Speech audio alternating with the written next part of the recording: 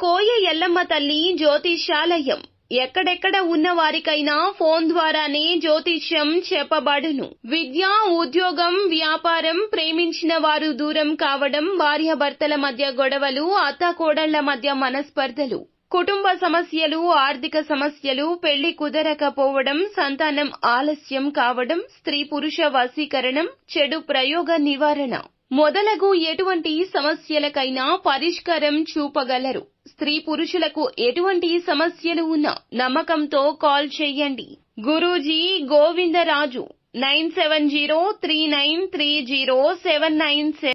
ఈ రోజున దేవుడు పగబట్టి మీ మీద ఇలా చెయ్యబోతున్నాడు. ఇది పరీక్షగా భావించండి.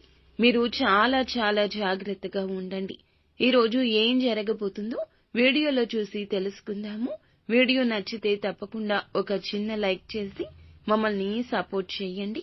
ఇక ఆలస్యం లేకుండా వీడియోలోకి వచ్చేద్దాం. ముఖ్యంగా ఈ రోజున దేవుడు అతిపెద్ద శిక్ష వేయబోతున్నాడు. పరిస్థితులు మీపై పగబట్టాయి. ఒక సమస్య తీరాక ఇంకొక సమస్య అన్నట్లుగా మిమ్మల్ని ఊపిరాడనివ్వకుండా ఈ శిక్ష రాబోతోంది. దేనివల్ల శిక్ష అంటే కొంతకాలంగా ఎవరికీ చెప్పుకోలేని అనారోగ్య సమస్యతో బాధపడుతున్నారు. ఎంతకీ బయటికి చెప్పినప్పటికీ కూడా, ఎన్ని రకాల వైద్యశాలల్లో తిరిగినప్పటికీ కూడా ఆ సమస్య పరిష్కారం కావడం లేదు. దానితో మీరు లోలోపల మదన పడిపోతున్నారు. అది ఎటువంటి అనారోగ్య సమస్య అయినా కావచ్చు, చెప్పుకోలేని సమస్య అయినా కావచ్చు, శారీరక సమస్య మాత్రమే కాకపోవచ్చు, మీకు సంబంధించిన మానసిక సమస్య కూడా కావచ్చును, ఎవ్వరికీ తెలియకూడని ఒక నిజం కూడా కావచ్చు. ఇక ఆ విషయం ఈ రోజున బట్టబయలవుతుంది. ఎవరికి తెలియకూడదనుకుంటున్నారో తెలిసిపోతుంది. పరిస్థితులు అననుకూలంగా ఉండబోతున్నాయి. మీ మనసుకి ప్రశాంతత లేకుండా ఈ స్థితి కలగబోతుంది. మీరు పడే ఆ ఒత్తిడి ఇబ్బందికరంగా మారుతుంది. ఈ బాధ తాళలేక నరకాన్ని చవిచూస్తారు. ఈ బాధతో విలవిల్లాడిపోతారు.